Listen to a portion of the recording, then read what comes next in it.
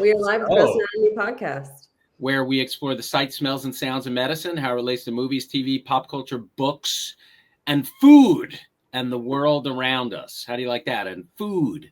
Well, Lauren, who's our guest? Lauren, who do we have there today? Who are we joined by? Chef Mario is joining us on the show today.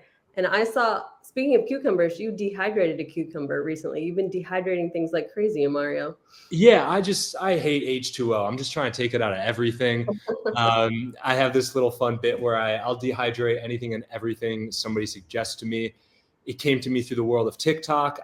Previously, I loved dehydrating food because it's great to preserve it. I used to live in Colorado. I'd go on hikes. I want to just get a bunch of bananas, dehydrate them into chewy little like Laffy Taffy textures. And then they last for weeks, months, and you take them on hikes and it's great. So I turned to TikTok when, the pandemic hit, and I'm like, I'm going to post some videos on TikTok, and surely people will appreciate my banana dehydration for hiking application. And as soon as I start posting, I get, little kids in high school commenting the most ridiculous things they could ever imagine for me to dehydrate. And I just ran with it. So now I have, over the course of the past few years, dehydrated about 100 different things that I would never recommend you eat, including a gigantic ketchup fruit roll-up. Nice. And my house smelled like ketchup for weeks. So that's you're the dehydrator, eh? I am the dehydrator now. I'm the human. Nice. I'm the sauna for the vegetables. Nice. It's not. I love the fact that you mentioned my cucumber thing. I used to, when I talk about CAT scans, I know this is all about you, but I'll just say it briefly because it's a good intro for you anyway. Is that I used to, when I would describe looking at a CAT scan, the slices of a CAT scan to my students or residents or whoever, I would always say it's like we're slicing through a salami. I used to always say that. But then because I now strive to be as plant-based as possible, I now specifically go with cucumber or something like that. So I love how you saw that and mentioned that. Thank you. I love the fact that we just got to meet and that you said yes. We met at a pretty fun Friendsgiving party. Yep. Red Foo, people know him now I know him because he is all about veganism and health food and nutrition. But I grew up listening to his music as LMFAO. Who didn't? That's where we met. I know, who didn't? I went back and listened to like his greatest hits, and I'm like, his greatest hits were that entire like decade's greatest hits. Yeah. I actually got into an argument with my wife. His music is some of the most downloaded music period on the planet. Yeah. Yeah. So interesting. 100%. So we were at this plant-based thing, right? I think everything there was plant-based at that party, which was amazing for someone who strives to be plant-based. Yep. And I loved meeting you, and I love the fact that you said yes to us. I mean, it was an easy yes. You were a great guy. You brought there was some delicious food. It was something that was like breaded tofu. Tofu schnitzel. Tofu schnitzel. That's what it was. Tofu schnitzel. So he sold me with the schnitzel. Did you try it? I did. I tried it. My girlfriend tried it. We loved it. We came back in seconds. Good job. Nice. Did you all bring a dish to the party? Was it like, okay, so what did you bring, Mario? So I got assigned a dish. I was pretty like, maybe a little bit, embarrassed of what I got assigned. I got assigned mashed potatoes. I felt like there's so much more I could do. But I had fun with it. I recently launched my own product for a plant-based sour cream and onion dip. And I've been playing around with mashed potatoes and just a 2-ingredient mashed potato where I just use the dip and with mashed potatoes. So super simple. It was really good. I think people enjoyed it. They were yummy. I want you to know I didn't really eat anything other than some of the sprouts and your mashed potatoes, and they were lovely. Oh my gosh. They were lovely. That's a huge success. Yeah. Yeah. No, they were really good. What mashed potatoes aren't as easy as people think though, right? I think they are. I think they are. I think especially when you have the sour cream and onion dip, it's so easy. You literally are just boiling potatoes. You don't have to peel the skin off of them. Let's go lazy method. Don't even peel the skin off of them. Step one is you get some water boiling, fill the pot to almost the brim, where if you put a potato in, it's not going to overflow. But something that a lot of people will get wrong is they're filling their pot with water because they want to make pasta or they want to boil a potato. And a lot of times you're in lazy mode and you're like, I'm just going to fill in enough water to fit this in there, because more water means it's going to take longer to boil. And I used to do that. I'd be like, oh, but as soon as you add that ingredient, that cool ingredient in there, it drops the temperature of the water. So it's actually going to take longer if you think you're being quicker to do less water. So fill your pot up almost to the top with water so that when you drop in a potato, it's not going to overflow. Get it boiling. Take your potato, usually a russet potato or a Yukon Gold potato are really good because they're very starchy. They have the right starchiness and texture for a mashed potato. I didn't eat all day, and just talking about potatoes, I'm getting hungry. Sorry, go ahead. Good. I hope you have some good schnitzel when you get home. There you go. Take the potato and poke some holes in it. Otherwise, the skin might expand. So just poke it with a fork a couple times and then drop that in the boiling water for like 30 minutes to an hour. It really depends on how big the potatoes are. A way to know that they're done is you just stick a fork in it, and if it slides off the fork and it's easy for you to like go in there, then it means it's done. If it's really stiff still and it doesn't slide off, then just keep them cooking for a little bit. Then you have your boiled potatoes and you put them in a bowl and you take whatever you could find and you just mash the heck out of them. If you have a potato masher, then you probably already know how to do this. If you don't, take a fork, take a spoon, take a weight, you could probably even take a deep tissue massage gun and just mash your potatoes down until you got. Have you ever done that? I have. Nice. I've used a deep tissue massage gun for more things than you would ever imagine in the kitchen, mostly just for fun, nice. Just to play around, and you don't have something. One useful use of the massage gun, if you guys have one at home, is getting the anvils out of a pomegranate. So when you open a pomegranate, it is like a nightmare to get those little juicy bits out of your pomegranate. And there's so many different hacks and ways to do it. And I've tried so many of them. And one that surprisingly works really well is with the massage gun. If you take your pomegranate, cut it in little quarters, and you just kind of spread a little bit, and you just take the massage gun and you just massage the skin of it. Start low speed, get comfortable, and turn it up to high speed. And then you're just going to see them flying out. It's a quick way to clean out. Have you posted a video of that? Yeah, I have. There's a video of that along with all the other absurd things that I've done on TikTok and Instagram and formerly on full long form cooking shows. So you got your start. If I'm reading this right, your dad has an Italian sausage factory that you were going to take over. But then you changed your mind was it because a friend lost 100 pounds, or they got healthy and you suddenly changed your mind about what you wanted to do? Yeah. The whole inception of where I got here, growing up, my dad had an Italian sausage factory and I was fit to take over the family business. And then right around Chicago. Yeah. Chicago area, which is one of the meat packing meccas of the country. And grandparents immigrated from Italy and they started the business. It started as a truck. It became a building. It became a bigger building. And it was kind of that thing that I was always expected to be the heir to the sausage factory throne. And I got to a certain age where I was figuring out what I wanted to do. And I saw one of my best friends. He lost about 100 pounds.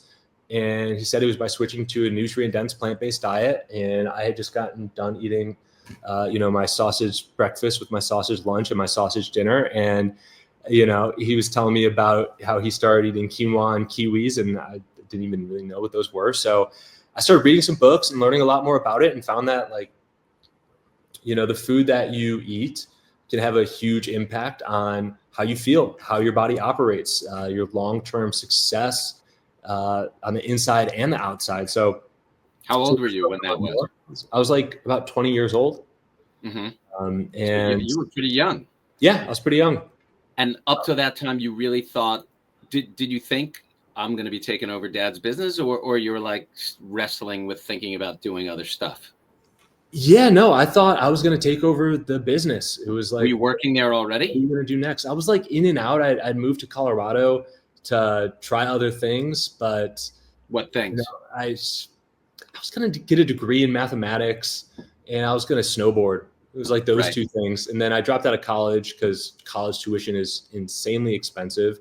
And I kind of had like a year to like figure out what I want to do. Otherwise, it would be like go home and work for the family business.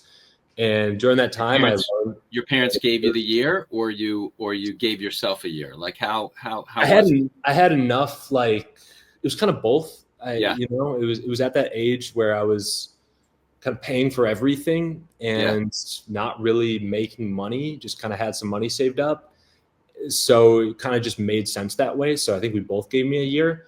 And in that year, I learned a ton about food, and I learned a ton about videography at the same time. In Colorado? In Colorado. And I started a video production company around filming food. And eventually it became a video production company around filming. At age 20? Healthy food. Yeah, at age 20.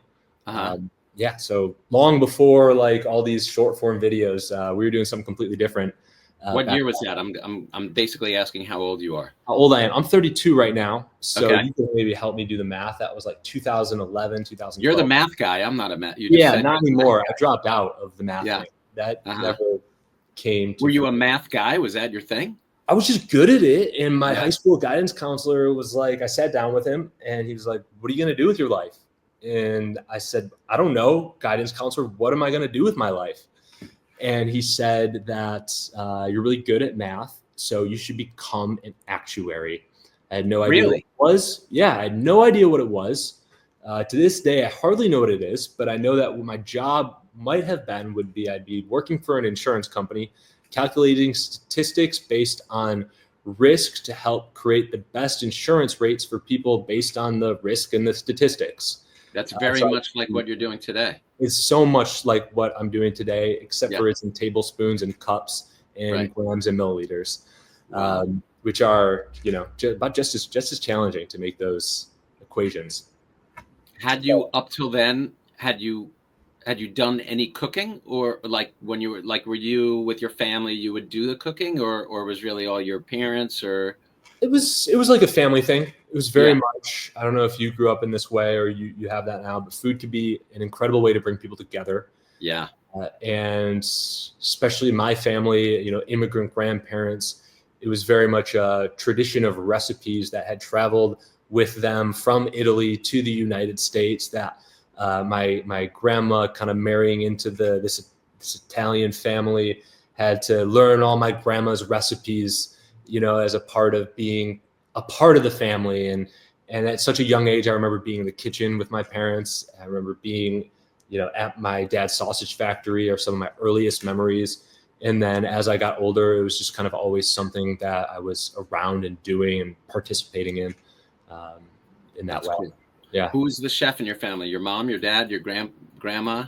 I mean, my grandma and grandpa is like an old school Chicago Italian family. It's like there are 50 grandkids, and my grandma's entire basement for holidays is literally like end to end. She takes these fold out tables, she'll spread up across like 20 feet of them, and it is just like a station of like making fresh pasta, making homemade biscottis, you know, a tub that you could fit a child in, filled with like homemade pasta sauce, and just like strung, you know, drying meats in one room, a garden in the back. So it's she did the cooking, and eventually we all kind of learned from that. Amazing. Lauren, you're Italian. Did you have a similar kind of upbringing like that? Yes, I was raised Italian, but yeah, we didn't do 7 fishes. They did like lasagna with meat, lots of meats. And I became a vegetarian when I was 17, and my family had a real problem with it. Like they thought there was something wrong with me, like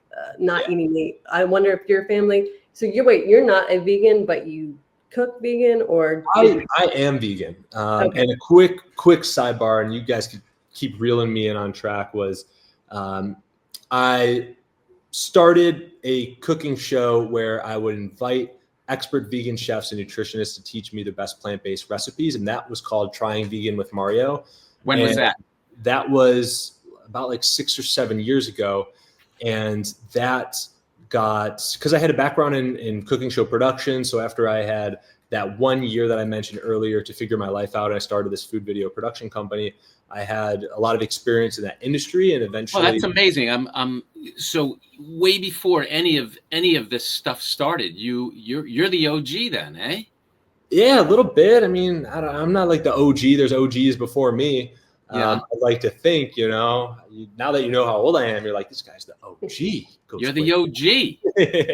So in 2012, you started that. So that's pretty early on, right? Yeah, I would say so. The cooking show didn't come till later. I did like 3 or 4 years, just kind of growing the business, understanding, how to even like do production and filming. And this was back before you could just film with your phone. Yeah. You had to like learn aperture and shutter speed and work with like crappy cameras compared to today to actually make stuff look good. So it took years of growing it.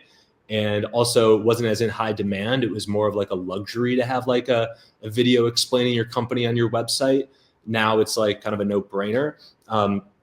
So I grew the business, and eventually I got a big client. And it was YouTube based or no, it was like online digital marketing at the time. Uh-huh. Like we were like an online digital marketing service doing video production for food brands in all different spaces. Right. And all clients like had kind of different needs. And you were just making it up as you went, or you took classes, or you studied with people, or you just kind of figured it out? So there's a website called lynda.com, which eventually got bought by LinkedIn. Uh-huh. And Lynda and now LinkedIn has a subscription model where you could pay to learn like almost anything in digital education. So from photography to videography to website development to coding, everything. And I just followed this instructor on there named Ben Long, and he had the best courses ever. And I just kind of like, I'd have a client be like, hey, we need like, product photography for our new peanut butter. It has to be on a white backdrop and look beautiful. And I was like, I would just go on lynda.com. I would say yes, first of all. I'd be like, yeah.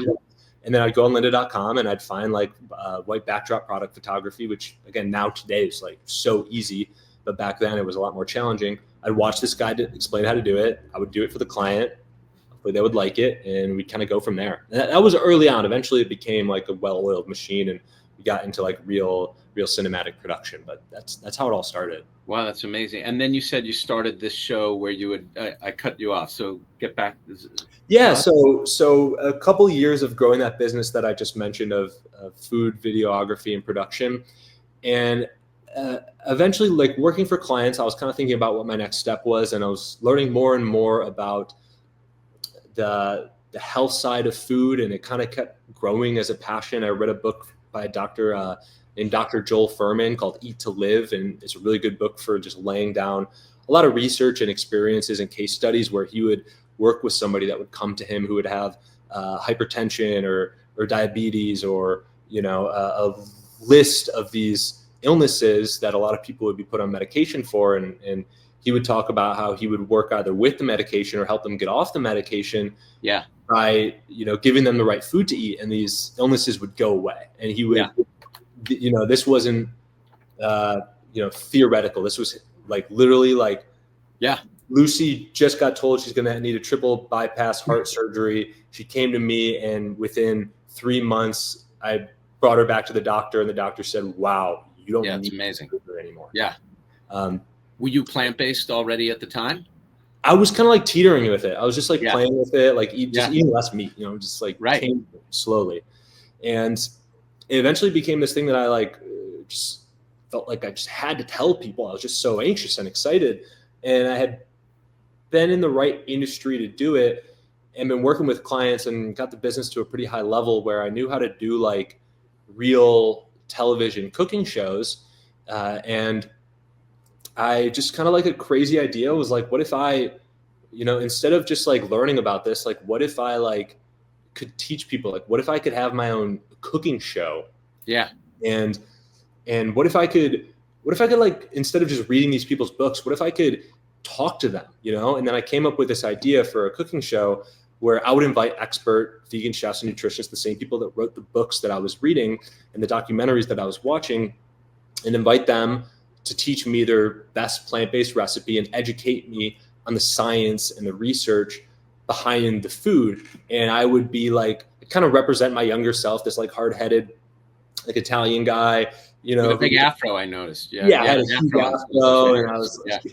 yeah, and I would invite these people in, and we did a pilot episode for the show, and I pitched it around. I got connected with a good company, and eventually we got on Channel 1 Ion in New York City, and we did 2 seasons on there, and then it became one of the first syndicated shows on Roku, which is like the streaming thing. You plug it into your TV, and it makes your TV a smart TV. Right. This was right around a moment like when Netflix started making a lot of their own television. So it used to be Netflix would buy stuff, and now Netflix makes stuff. Yeah. So Roku was in the business of providing applications for people to watch shows, and then Roku was like, no, we want to start making shows. So they ended up buying the first 2 seasons of my show. That's amazing. What year was that? Roku. This was like 2018, Okay. 2019. So still pre-pandemic. Yeah, right before the pandemic. Yeah. And then pandemic hit in the middle of season 3, and we just shut it down. And that's kind of when, you know, things led in a different direction. And I just went from doing these full-length episodes to what if I just post a video of me dehydrating stuff on TikTok for fun? And then I became the guy who's dehydrating ketchup, just for jokes. But it's more than that. I just think it's hilarious how I dehydrate ketchup to entertain people on the internet. And is that the thing that kind of got you? You think the dehydrating thing is the thing that kind of propelled you even more?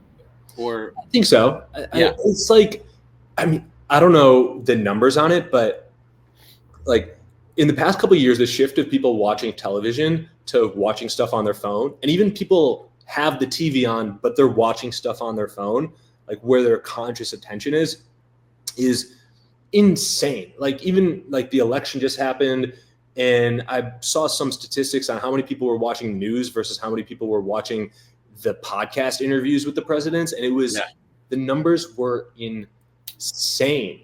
Yeah. So it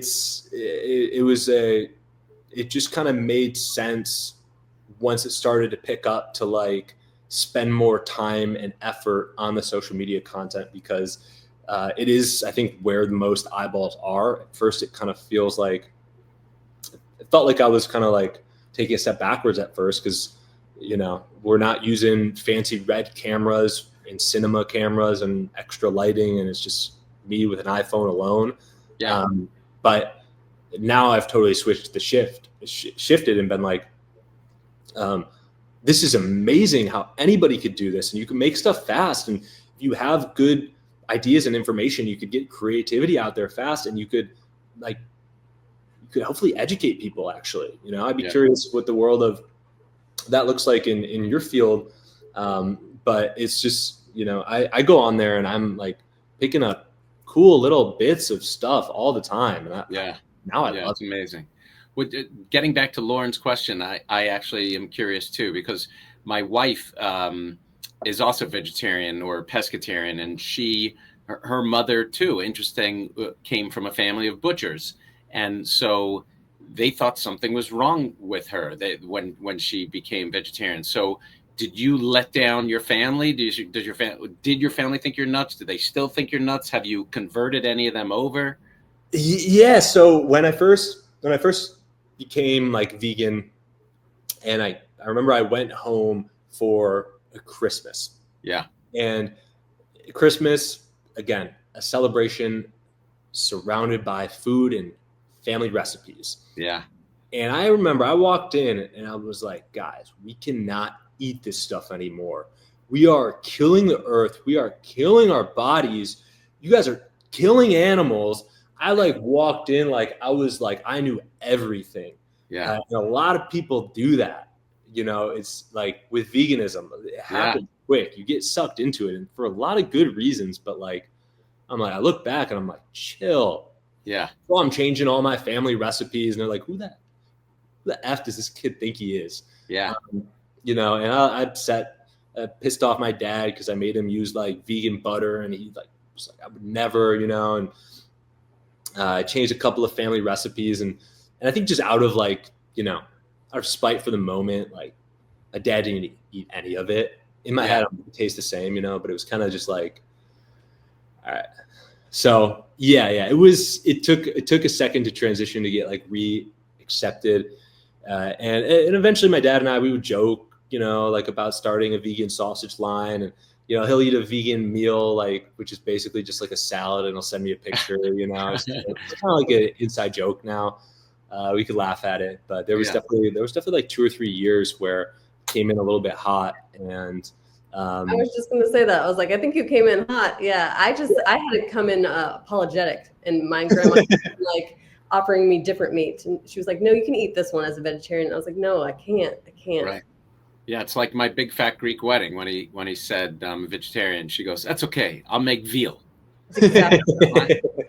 Exactly. My mother-in-law, who's this amazing chef, who kind of taught all of us, the whole family, same thing. We all cook these meals, especially Friday night, Shabbat dinner.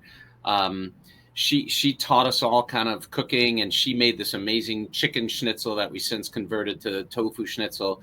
But she kind of is in mourning to some degree that she no longer really cooks for us anymore. I'm a bit of a letdown to her, which is kind of nuts, Yeah, it's something about those family recipes, man. Yeah. But have you taken any of those great family recipes and switched them and made them plant-based and now serve them for your family and stuff? Yeah. There's a couple, but one of my favorites is a stuffed shell recipe. And stuffed shells are just a shell noodle. Like a lot of Italian food is literally just noodles in different shapes. Yeah. And then the sauce either on it or in it or to the side of it. That's like most of it. But stuffed shells are like, they look like conch shells from the ocean. They're about half the size of a tennis ball, and you fill them with usually like a cheese, and you put sauce on them. And I came up with my own like stuffing for them. And that one is like one that the family likes. They respect you for it. Yeah, it's been respected. So it's like a vegan ricotta or something like that? Yeah, it's like a vegan ricotta. It's start with it's 3 things go into it to build like depth of flavor and like texture, because ricotta has kind of like some of it's smooth, it's chunky, it's not always like the same bite, it feels like. So first I'll saute some spinach and some shallots and garlic, like tons of garlic, saute that, and that's the first piece of it that goes into a bowl. And then I'll take some tofu and I'll season it with a bunch of herbs, oregano and like salt and pepper. And then I'll kind of mush up the tofu, like firm tofu, into kind of like just looks like a mush. It kind of looks like ricotta. And I'll put that in the bowl with the spinach. And then lastly, I'll make like a cashew cheese. And cashew cheese is really easy to make, and one of the things that I recommend to everyone to try. There's no perfect way to make it, but if first step is you take cashews and you soak them in water. And when you soak them in water, it softens the texture. And soak them for 2 hours, soak them overnight. If you're in a hurry, you can put them in boiling water for a couple minutes, and take those cashews and you drain the water out. You put those in a blender, and now those are like soft and easy to blend into a creamy texture. And then you add garlic, lemon juice, olive oil, nutritional yeast, also called nooch, which is just another great ingredient if you're just trying to get into plant-based food. Maybe some onion powder, and then you blend that up, and then you have like cashew cheese at its most basic form, and then that goes in there. So you have the spinach and shallot, you have the tofu, you have the cashew cheese all together, and then you mash that up, and that's the like filling and the stuffing that goes inside the stuffed shells. Nice. Sounds delicious. How do I get this recipe? Like, do you have you have a recipe book that I can buy? Yeah, I have an ebook, but it's one that I post pretty frequently on like Instagram. So Mario Fabbri Chef on Instagram, or vegan recipes is my TikTok. I do a lot more on TikTok. Just add vegan recipes is the username. And yeah, you can find the recipes on there. Cool. Interesting fun fact that I found out is we love Indian food. A lot of Indian food, the sauces are cashew based, which I hadn't realized. And that's what kind of makes that sweet kind of cheesy flavor without cheese, without cream, without milk. Yeah, and like they'll use a lot of like full fat coconut milk for that. Yeah. Instead of like dairy cream, just normally. Yeah. So a lot of times if I like go to an Indian restaurant, there's always something good there for me. There's always like a vegan chana masala. So of all the products that you could come up with, what made you start with a sour cream? It's not obvious. Sour cream and onion dip. Yeah. Oh, yeah. No, totally. Yeah.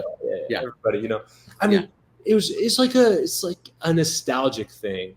Like, I really believe that one of the best ways to change the way people eat is to change the way that parents feed their kids. Yeah. So it's like reminds me of something that I ate a lot when I was a kid. I remember when some of my best memories were like being 9 years old, done with a ton of activities, and then just eating an entire bag of Ruffles and like French onion dip. And it just felt like it was just something that it just reminded me of just like a favorite snack and something that I think is really tasty for a kid that a kid could easily enjoy. They're kind of familiar with. It hasn't really been done plant-based at a high level. In the past couple of years, the demand for plant-based products and the quality of them has been skyrocketing. So there's a lot of things out there. I want to find something that, I want, doesn't really exist, relates to like my mission of helping kids eat healthier and eat plant-based. And it wasn't out there. So that's just what we went with. With a sour cream, but it's onion dip sour cream? Sour cream and onion dip. Yeah, so it's like reminds me of like the French onion. It's a partnership with a company called Fabbri, and they make Fabbri. It's great. Fabulous. It's delicious. Yeah. And they're a startup company, a food-based startup company. Their main business is making falafel, and then they also make dips because one of the main ingredients in falafel is chickpeas. And if you've ever had chickpeas in a can, they come in like a liquid that beans have just been soaking in. And that liquid is called aquafaba. And a lot of times, if you're going to make falafel at home or as a business, you just need the chickpeas, so you dump out the aquafaba. Well, aquafaba is actually such a good ingredient and can be used in so many different ways. So just to like be resourceful and not waste, they started using their aquafaba as one of the main ingredients for dips. And what you could do is you could take aquafaba and just like whip the heck out of it, and add in like a neutral oil and just whip it for like 10 minutes, and it'll go from being like this kind of like thick watery liquid into like literally just like a foam or a whipped cream or like a wow. I didn't know that. Okay. It's amazing. And it's fun to do. If you want to make it like easier on you, if you just take aquafaba, like from a can of chickpeas, just dump it in like a bowl and then add in like a teaspoon of cream of tartar into that. And then you whip that for like 8 to 10 minutes. That's like the good base for like a whipped cream. Sometimes you'll add like sugar to it or something to sweeten it, whatever your preference, vanilla. And that is like even more impressive because there's the savory version, which is like a mayo, and that's cool to see that transformation. It's like it's like a little science experiment. But when you do it with the cream of tartar and you make the whipped cream, it's just so fun to watch. I feel like I'm a little kid and I'm making slime for the first time. Yeah. It's like, it's a fun thing to actually do. So the company makes falafel. They started making dips with the leftover aquafaba, and they're friends. They're a great business. They have a great mission. One of the things that they stand by is they're top 9 allergen free. So that's extra kid friendly. I know when I was a kid, there was a lot of kids in my class that had allergies, and it was always like, something to be careful of. So this doesn't have nuts. It obviously doesn't have fish in it. It's soy free. So it's like pretty safe at a school, and the partnership has been great, and we just launched it like almost 2 months ago. It's going really well. Right now we're online, but I'm talking to a few grocery stores right now to get in there. So it's hopefully one day a 9-year-old kid is going to be done with his baseball game and he's going to run to the sideline. He's just going to house my plant-based sour cream and onion dip, just like I did. And there you go. And use it to make a mashed potato. And one day grow up and use it to make a mashed potato. Yes. Nice. That's really helpful though, because we eat chickpeas all the time, and I never once thought I could use this liquid. So I'm going to try that. Yeah. seriously, I just posted something about it. It's so easy. Like if you have an electric whisk or an immersion blender, like it takes some whipping. Like I wouldn't do this by hand, you know, Yeah. for those electric things. Otherwise it's going to be a forearm workout either way. But if you have that, it's easy. So easy. Yeah, it's true. Everybody just dumps that liquid out. It's pretty, it's really good to know. Did you wind up reading the China study? Was that part of your journey, that book? Yeah. I mean, geez, reading it, no. Skipping through, underlining a few things. Right. You know, reading half of it, yes, it's like a 400 or 500 page like research study. It's not a book. It's not a reading book. It's very boring and repetitive and But I read enough of that to feel the impacts, and that was definitely a part of those like first couple of books, like I mentioned earlier, Eat to Live. I don't know if you remember too much from it, but it's one of those things where like this happens a lot with me. I mean, you're a doctor, so I'm sure you like literally have to retain all this, but a lot of times I'll learn something and then I'll retain like the impact it had on me, but I won't be able to like recite what I actually like the actual data of it. And that's like the China studies. Like I remember reading it like 10 years ago and being like, okay, wow. Like, let me learn more about this. Right. That was the same for me. I read it about 10 years ago or so. The funny thing is today I saw, I run this pre-med program. I saw one of our students today whose father was in the hospital with heart issues, and he's out of the hospital. He's doing okay. And one of the first things I said to the kid was, you need to have your dad become plant-based. Wow. And you get that from the China study, and I guess you get that from Eat to Live also, and those stories are unbelievable, right? So just like you were saying, someone's told their, we got nothing left for you. Go home, you're going to die, or yada, yada. And they go plant-based and right. Like you were saying. Yeah. I've seen it. I've read about it. I've learned about it. Like so Dr. Furman, who I read his book, eventually I had that cooking show he wrote, Eat to Live. And eventually like he was a guest on my show and he's become a friend since then. Yeah. And somewhat of a mentor. And he has a place in San Diego that's like a rehab for people who have chronic illnesses.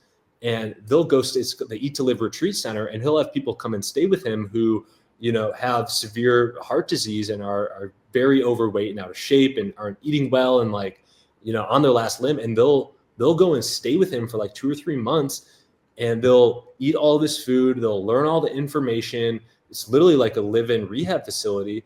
And by the time they leave, they will not have that illness. It's like, I've gone and visited a bunch of times, and I've seen them. I've been there on day one and been there on their last day and been like, I don't even recognize you. Yeah. It's pretty impressive. Powerful. Yeah. And heart calcifications, hardening of the arteries goes away. I mean, that's what's really insane and dramatic. I don't know if this has ever come up, like the allergy thing, like in your field where you are, have you ever experienced someone having an allergic reaction? Is that like something that will send somebody to the hospital under, the type of care that you do?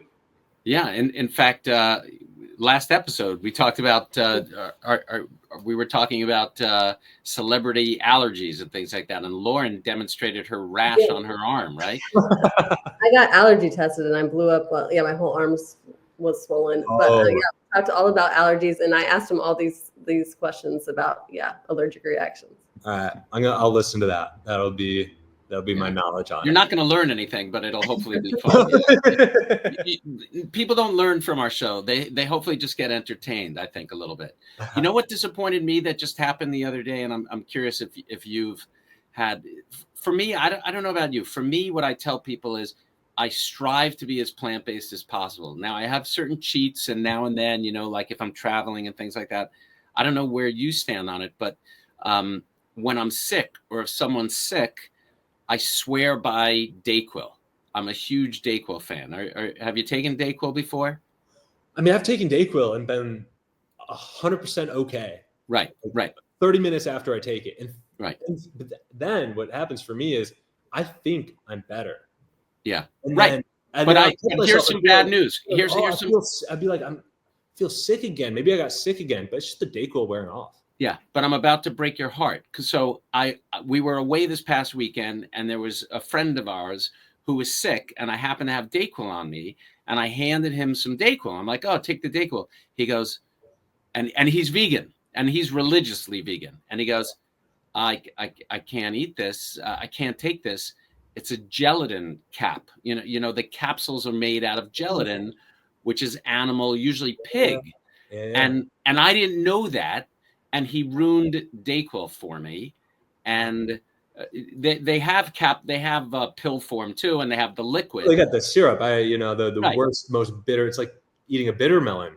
Right, but I always have the gel caps around, and now I just had to go to the drugstore to make sure not to. So, did you know that? Are you aware of that? A lot of pills, a lot of vitamins, a lot of medicines.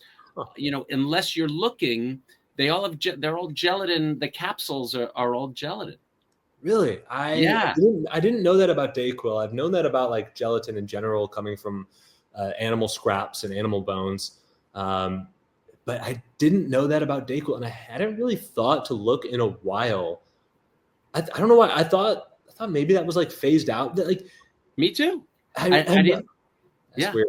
Yeah. So companies, they may say, a vegetarian Dayquil, or they'll use like a seaweed based or something like that instead, or tapioca based. Yeah. But if it says gelatin, that that's definitely not plant based. And really, yeah. And I've always known, I grew up kosher, so I would always look out for gelatin, which isn't kosher. But for some reason, I just assumed today the medicines, they would have taken it out, but they didn't. And this just happened to me this past weekend, and I was like, oh man, it's very depressing. Yeah, it's sad. Why can't they just take it out? Why do they have to use the pig part for that? I know. So I ruined Dayquil for you too. I didn't ruined, mean to. Ruined Dayquil for me. Yeah. Sorry. I mean, hey, I'll tough it out. I will drink that syrup if I have to.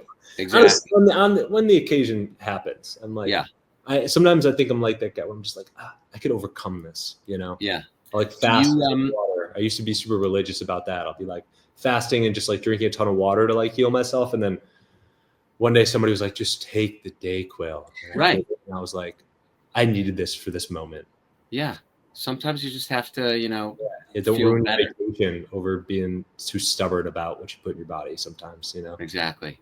But being plant-based, I think, in terms of inflammation and inflammatory stuff, I tell patients all the time that I think it's so much better. Yeah. Healthier, better. It is. And you're my inspiration, Dr. Cohn, because you're always talking about less dairy. So I try, but it's also hard being an Italian vegetarian, eating less dairy. But I'm not, I guess becoming vegan just seems way too hard for me. But I need to watch more of your recipes. Yeah. Tune in. Yeah. You got some good ones. It's definitely easier in Los Angeles, I think, compared to other parts of the globe, of the country. Yeah. LA has great vegan food and lots of like farmers markets. If you have the, time and resources to go to those, it's a good place for it. I couldn't imagine there's, places that are like literally like food deserts where they can't really get fresh produce. I mean, we're very blessed here, and I'm going to hold myself from the tangent, but yeah, LA is one of the better places for it. But being an Italian vegan is very hard, I will also admit.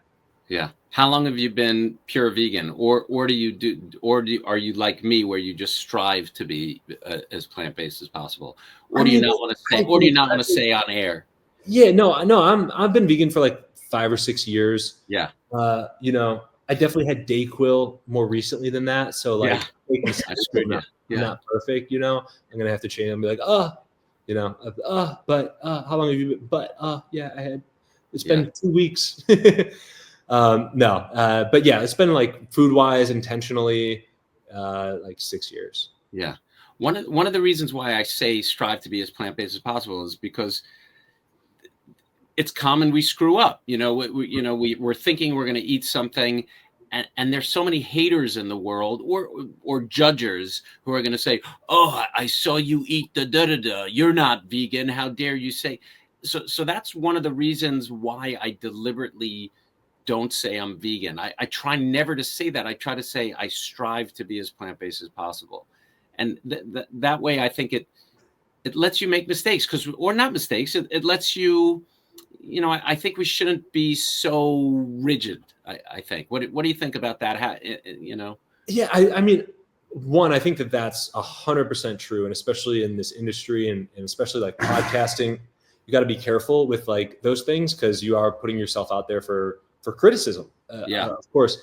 Then another practice that I have that like definitely came with like maturity is like, not everyone is entitled to my truth. Right. Like if I'm meeting somebody, they ask me a question and I just give them the easy answer and it's not the truth. I used to think that was like lying and like not being truthful, but I've come to a place where I think that not everybody is entitled to your truth. So whatever feels comfortable for you in that moment, if you're, consciously protecting yourself from like an annoying conversation, as simple as that, like just say whatever, just kind of flows. But again, on a podcast, when you're putting yourself out there, the rules are different. Yeah. Yeah. At that party, I met someone who you probably know, who I just met, who's a Sprouts guy.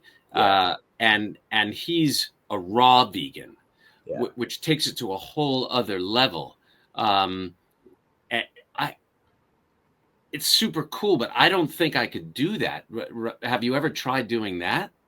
I did like somewhat, in and out for a couple months for one of the years I was vegan. And this stuff isn't like, not every diet's for everyone. And it's like, I've seen people who are raw vegan and like, they're in the best shape, health, mental clarity of their lives, and people who aren't. Right. So I think, I don't know if it's a one size fits all, but for the person we're talking about, and I would love to say Doug Evans is the person we're talking about, because I love Doug and he's become a really good friend. And I work with him on a lot of plant-based business stuff. He makes sprouting kits, so he taught me how to grow my own food. That's the coolest thing, those sprouting kits. Yeah. I like Doug is amazing, and he does it well. And for me, I've tried it. It's really challenging, and you gotta, even on that, like you gotta be able to prepare your own food. Yeah. Otherwise, you're gonna run out of time and be like eating celery. Right. And you'll have to eat all day. It almost seems like. Too. Yeah. You're gonna be eating all this food that is like 90% water, and you're not really getting. It's just different. You gotta learn it. My experience. For me, I think it's just, part of the whole thing, and I guess for you too, is the cooking. That's the fun stuff. So it takes away that element of cooking, right? Which is for me, really fun. Yeah, I will say you can, until you're raw vegan, you don't realize how fun it is to open a mango and how many different ways you could open a mango. Yeah. So or how many different ways you could use soaked cashews. Yeah. Or like dates. Like it puts you on a new like challenge and journey. And a big thing that I do, which is kind of in line, is I do the whole thing where I dehydrate food. And if you dehydrate food, you're not cooking it. So a lot of raw vegans will eat dehydrated food. So that's like another kind of unique path you could take towards, replacing cooking with some sort of entertainment food creation, Right. For a lot of people, it is that. What do you like dehydrating the best in terms of eating? I think it's like really simple stuff. Just almost any fruit that you throw in a dehydrator, like the best ones I would say are like pineapples are really good. Mangoes, bananas are some of the best. Some people don't know this, but like a raisin is just a dehydrated grape. Right. So we've all had those. Those are some of the best things, but you could also do like kind of like seed crackers, sprouted seed crackers, where you could take sprouts and blend them in with seeds, and like chia seeds are a good binding agent, and pumpkin seeds for like texture and flavor. And you just blend all that together and you lay it flat and dehydrate it, and you're making like your own seeded crackers, which are not super popular at grocery stores. There's a brand like Mary's Crackers I buy all the time, which like you can make those in a dehydrator. So those types of things are a little bit more advanced, but like honestly, I could dehydrate fruit all day long and just eat that. It's my favorite thing. I would love to get your thoughts, even though I'm the doctor, or maybe Dr. Furman's thoughts on these, the meats, the synthetic, the lab grown meats and things like that. What are your thoughts? Yeah, am I opening up a can of worms a little bit? I mean, I've eaten them and felt so uncomfortable after, like my stomach, my body, just like, I like the ones that are just all pea protein and like oil, like make me feel sick. Yeah. So I've had bad experiences with them. Some of them are getting better. Like I've tried ones that are like made from real ingredients. I don't think that's really what you're referring to, but some are really made. Talking about like Beyond and Impossible, basically. Yeah, those specifically. I think that they're like, from what I've read, they're bad for you, or just not as good as the marketing campaigns kind of make you feel they are. Yeah. So I don't know if like people want to be eating them for those reasons. And I'm not a doctor, so I don't know for sure. Yeah. But what I will say is, and I don't want to go too far down this road, as somebody who's been vegan and used to work in the animal industry, like I definitely feel like we should kill less animals in factory farms. Yeah. And those products help with that. So I think they're really good for those reasons. And that's kind of where I stand. Like if you're eating at McDonald's, you're not eating there to eat healthy. So if you're getting a Beyond Burger at a fast food restaurant, you're not, like, at the end of the day, to me, it's a better option in that. I totally agree. I think if you feel like you need to eat some kind of burger, you're better off eating a Beyond Burger or an Impossible Burger than a regular burger. A, for the environment. B, you're not killing an animal. And C, they're equally processed. One's plant-based processed and one's, so those are kind of my thoughts too. And no, I agree. Do you have a preference of Impossible or Beyond? We'll get your sponsorship. I don't want it. I would reject that in a heartbeat. Yeah. Actually, I like a veggie burger when it's not a Beyond. Like I've lost the taste for meat altogether. So like, I don't necessarily like Beyond or Impossible because it tastes too much like a meat. So I rather have like someone that's made like some cool mushroom or made like their own homemade bean thing. Like I'd much rather have a veggie burger kind of thing. Yeah. Yeah, they're advertising to carnivores. So being a vegetarian for a long time, like them trying to like make it bloody, I'm like, what is this? Like I make my husband eat it. I'm like, are you sure there's not meat in this? Like it's scary to me sometimes. You know what? One thing, I don't know, I'm a big matzo ball soup fan, and I'm sure you've had matzo ball soup, right? Yeah, I used to love matzo ball soup.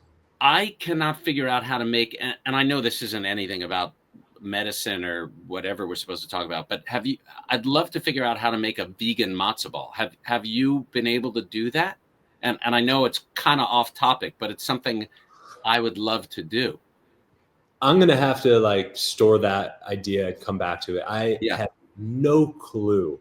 Because you need egg. You need the eggs to make the matzo ball. Fluffy, right? Yeah. Like it's been a long time, but it's like airy and fluffy, but like cheesy and eggy at the same time.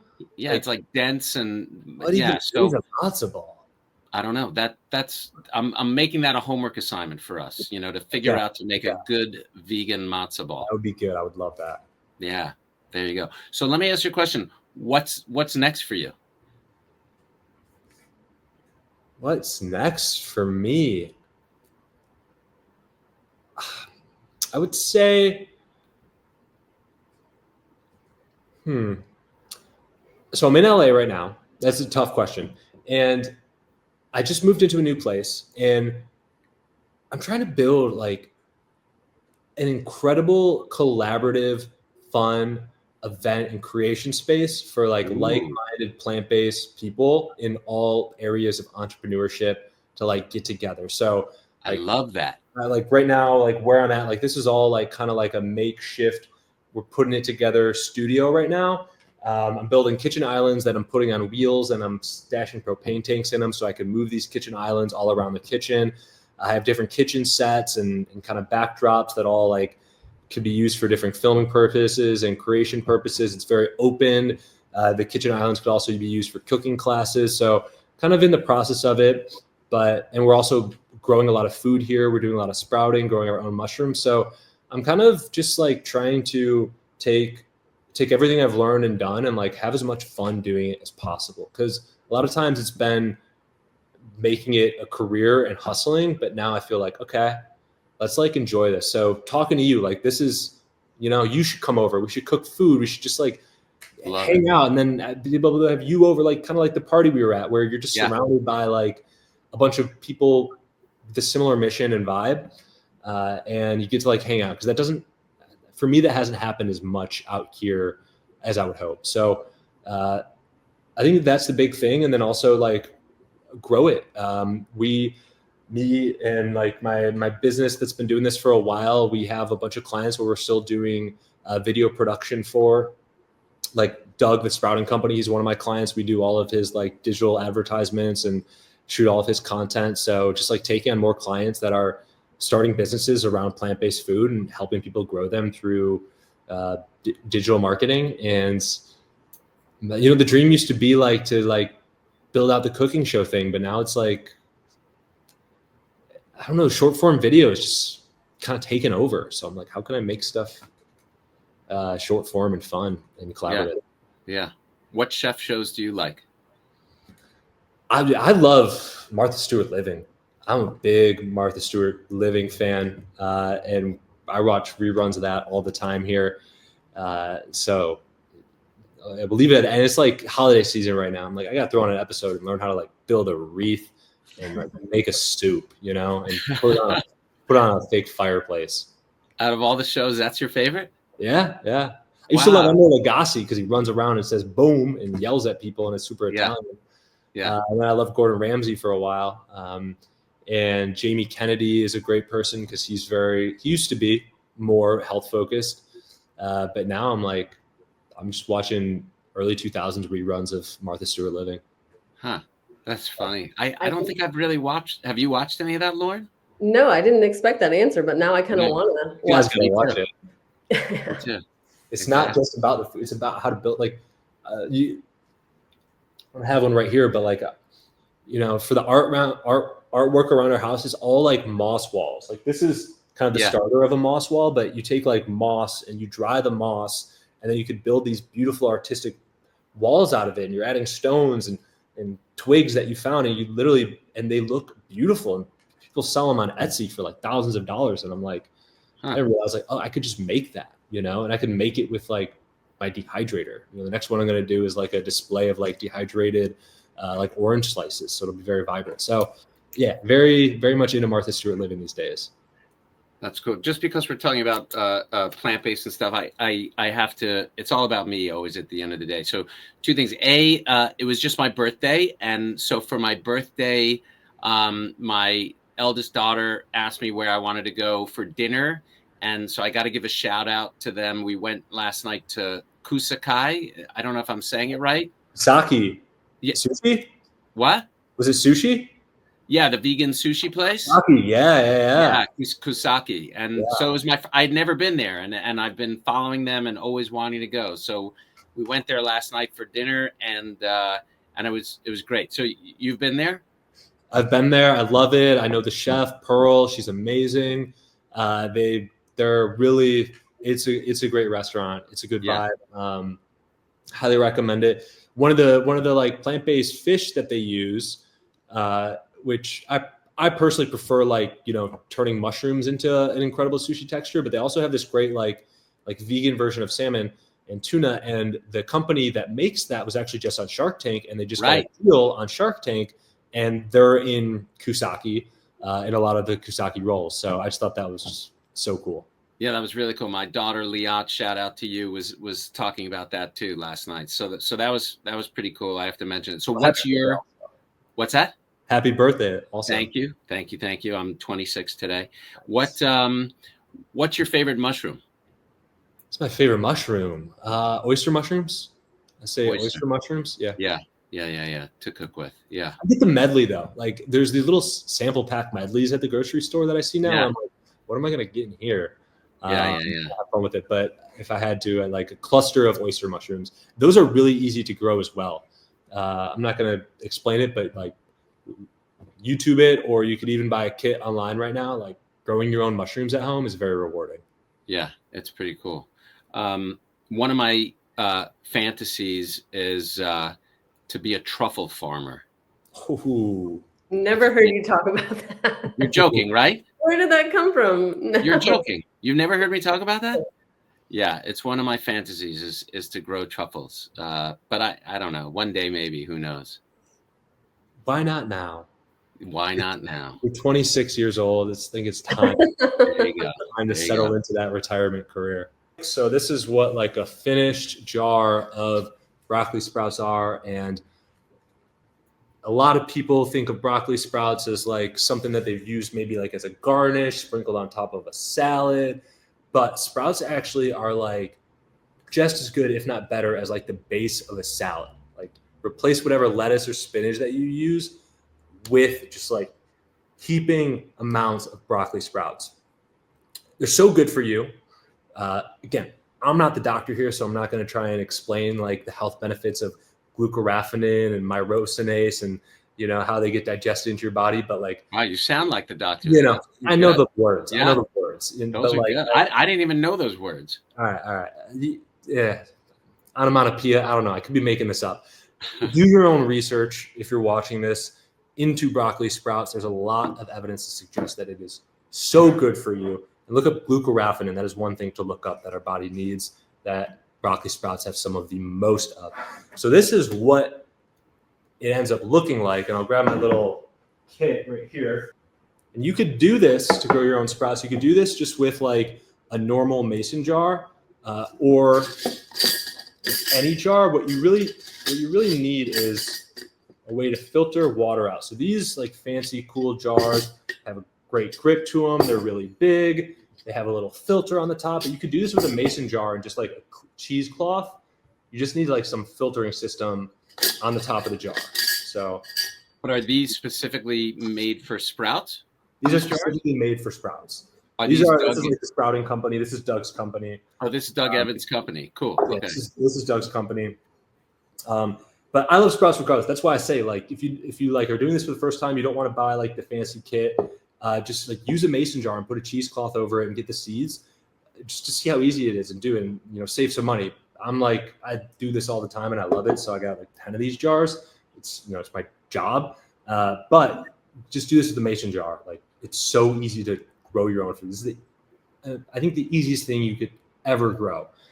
So you don't. All you need is water in a jar. You don't need light. You don't need soil. So here we have our seeds. You take your jar, and these are broccoli seeds. Where do you get them? You could get these at a farmer's market. You could get these at a grocery store. You could you get them online. This is the Sprouting Company seeds. You can get them there as well, but you can get them a lot of places. You can get them on Amazon. So you want to put in a 1/4 cup of seeds into this jar. All right, so this is a 1/4 cup. And just to do like a quick little like comparison. Yeah. This is a 1/4 cup of seeds.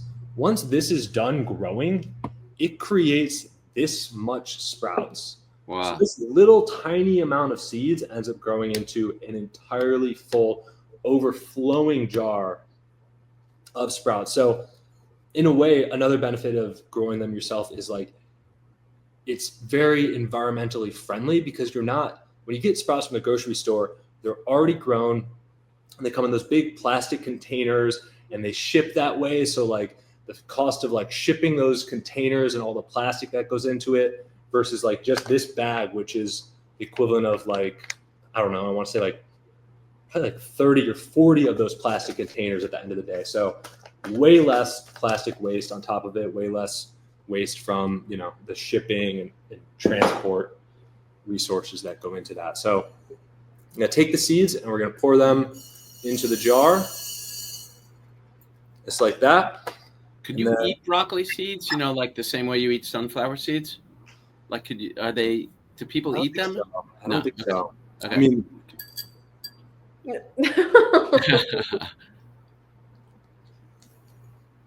I'll ask Doug. Yeah.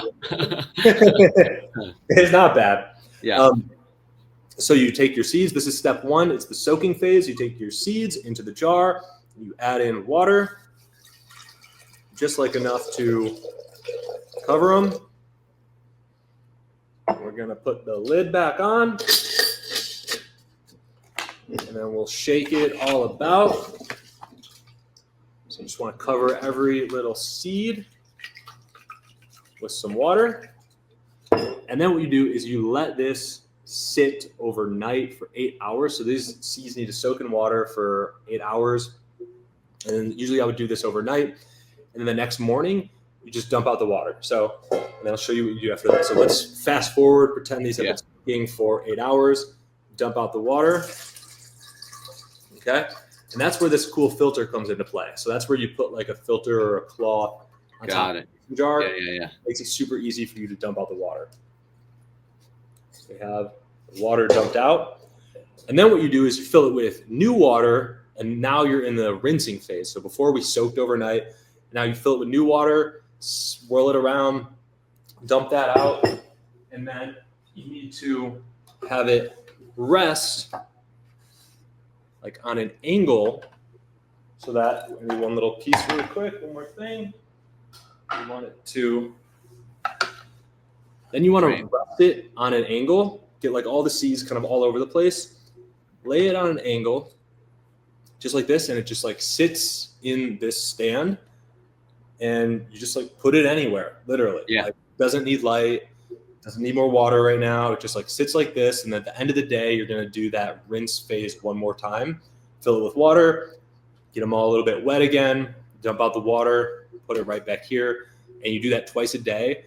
And like every day, you're gonna see it start to grow, and within like 5 days, it becomes like this, like edible. That's amazing. For 5 days, this is gonna turn into this. That's amazing. It's like, oh. And then if you're doing this with a mason jar and you don't have this, stand, the reason you want it to be on an angle is if it's directly upside down, they're going to stick on top of each other and not really have room to grow. And if it's like this, the water is going to stay in there and they'll just have too much water and they won't grow properly. So the angle kind of gives them their own space and it lets the water drain out at the same time. If you're doing it in a mason jar, you could just like literally, I would just put it in like a bowl. Like if you just lay the jar in a bowl, it'll like be at an angle, it'll drain out. That works just as well. So that is how easy it is to grow your own sprouts at home. So, and also if you have kids, this is like one of my favorite things is like, I did a cooking demonstration for like a group of parents and their kids. And like, it's like STEM learning. It's such a good way to get kids involved in the kitchen. Like they love playing with the little seeds. They'll try and eat the seeds. So like, that's how I know they're safe. Like I've seen some kids eat these seeds, like we're good. Probably don't want them to, but they'll have fun doing it. And then 3 or 4 days later, or even the next day, they'll start to see something happening. It's like the fastest return. Like if you're teaching them to grow like tomatoes or lettuce, like you got to truffles or truffles. I don't know anything about growing truffles. It's years. Yeah. All right. Yeah. Exactly. Kids don't have that patience. No. You'll see something happen in the first day, 2 days, by 3 days and 4 days. It's like there's like food, there's life. That's awesome. Yeah, that's how easy it is to grow sprouts, and that's just something I was excited to show you guys. We usually end with like some entertainment, but you kind of talked about what you're watching. Martha Stewart, is there anything else you're watching, or any documentaries like Game Changer or something about going vegan that you would recommend to our audience? Yeah, I would recommend Forks Over Knives. It's old school, but it shows you the experience of how eating plant-based can affect somebody's health, and you watch somebody's life completely change. I think that's like a great place for it. That's my number one. Okay. I've never seen that, so that's good. Very cool. All right. Well, thanks again. I really appreciate it. Thank you. Thank you. Take care, you guys. All right.